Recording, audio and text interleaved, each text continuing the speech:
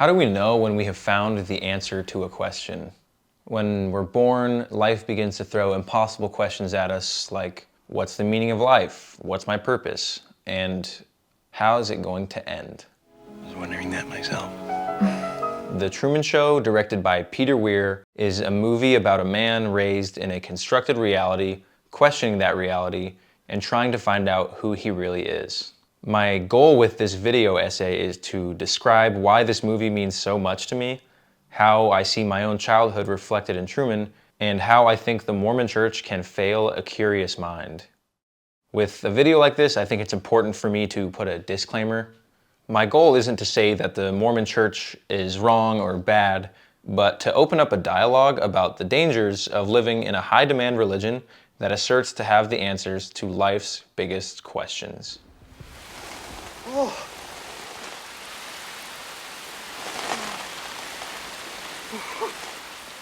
The Truman Show is a constant push and pull between questions and answers.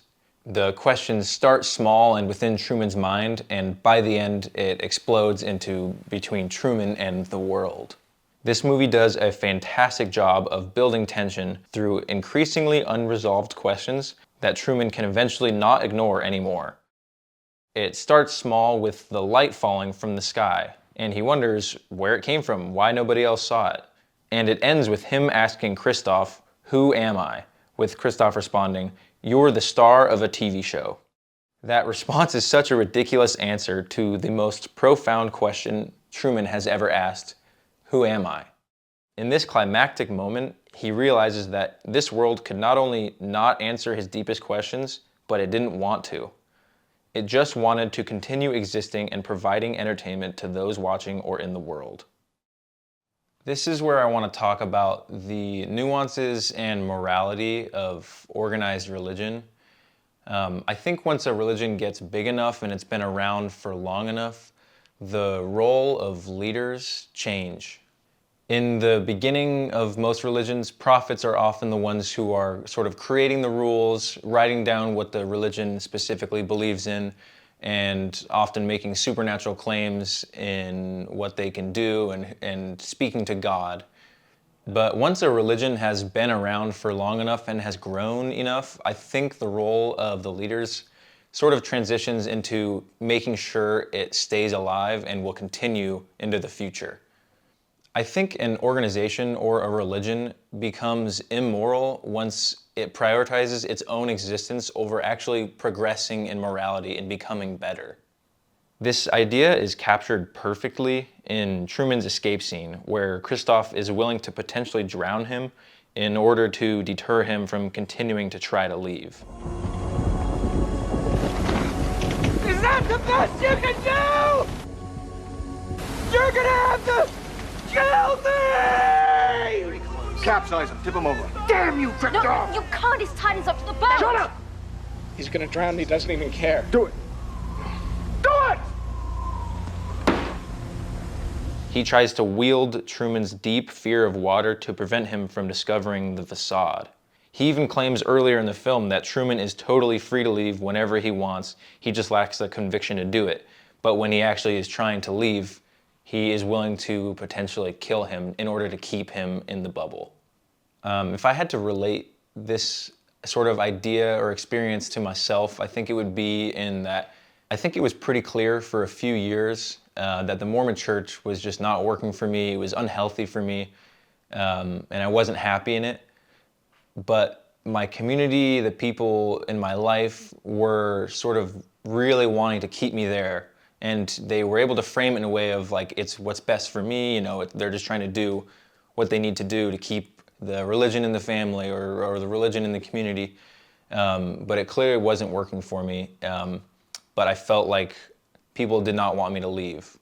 It felt like people prioritized keeping me in the religion over letting me explore and learn about myself and discover who I was rather than leave the church.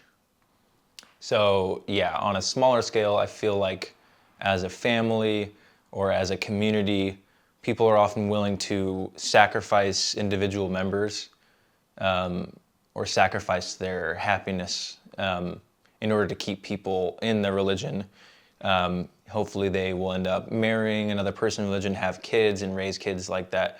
And it sort of is a cycle that continues itself and eats itself.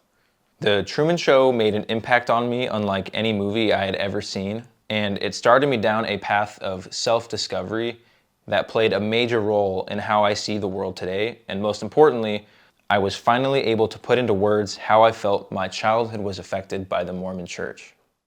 I was raised in the LDS faith and stayed until I was 18 years old.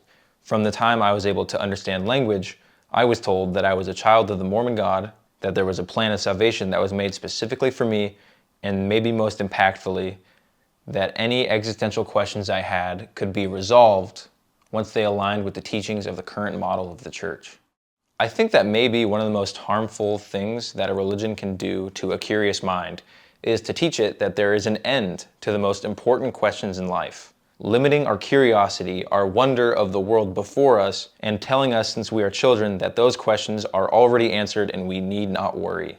I think a large parallel between the Truman Show and the Mormon Church is the ideas they plant in your mind about the outside world. The Truman Show uses Truman's best friend Marlin to reinforce this idea of what else could you possibly want than Sea Haven? Where will you go? Don't you ever get antsy? Itchy feet? Where's there to go? And the church also uses this tactic of using people that you trust to reinforce the idea of, if you leave, where will you go? If you choose to become inactive or to leave the restored Church of Jesus Christ of Latter-day Saints, where will you go? What will you do?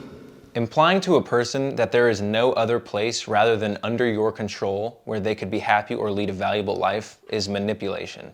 Using a person's trust in you to manipulate how they feel about your organization or your world is wrong. And the last thing that I would ever do is lie to you. I mean, think about it, Truman. If everybody is in on it, I'd have to be in on it too. There is comfort in shared experiences, and it makes us feel validated. It's so hard to argue against simply wanting to be a part of a community that shares similar values, says the same affirming phrases, and gets things right together and gets things wrong together. The only way you and I ever made it through school was by cheating off each other's test papers. But I always felt safe knowing that.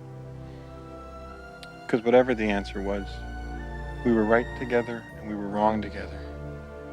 I want to talk about the most important scene in the movie, my favorite scene in the movie, and I think one of the most impactful movie scenes I've seen in my life, which is touching the wall. After all the questions that Truman has been asking over the course of the movie have failed to give an adequate answer, he overcomes his fears and he gets on the boat and sails away from Sea Haven to what he thinks is a different part of the world. And while he's sailing away, his boat comes in contact with the dome wall.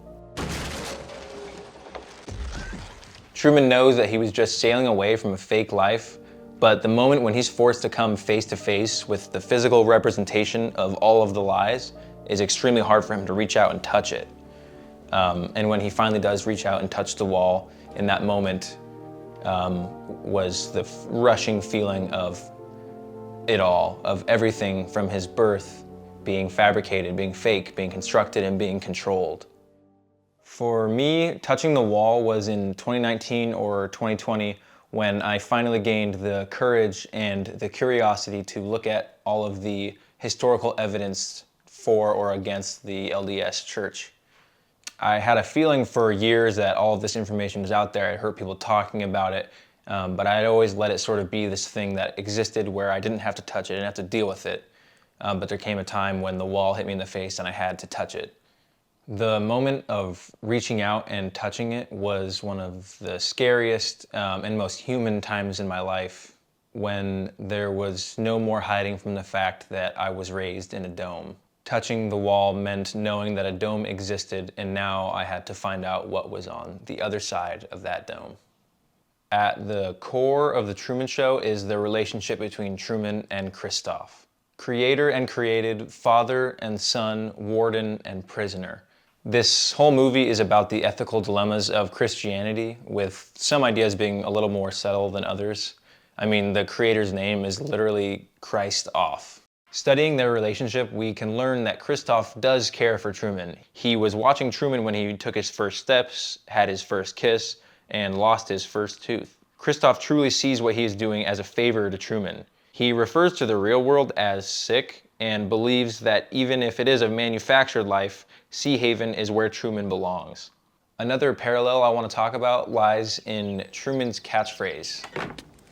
Good morning! Morning. Good morning. Oh, and in case I don't see you, good afternoon, good evening, and good night. Yeah. I'm obsessed at how the film uses Truman's catchphrase and how it transforms over the movie. In the beginning, it's a lighthearted communication device that he uses to relate to his neighbors, but I think it gets really interesting towards the end of the movie, and you can see that his neighbors sort of use him saying that phrase to gauge if he's okay or if he still believes in the facade of the Truman Show. When he does say it to the neighbors, they sort of smile and take a sigh of relief and be like, okay, yeah, Truman's here and he's still believing and we're still acting and we're still doing this, this play.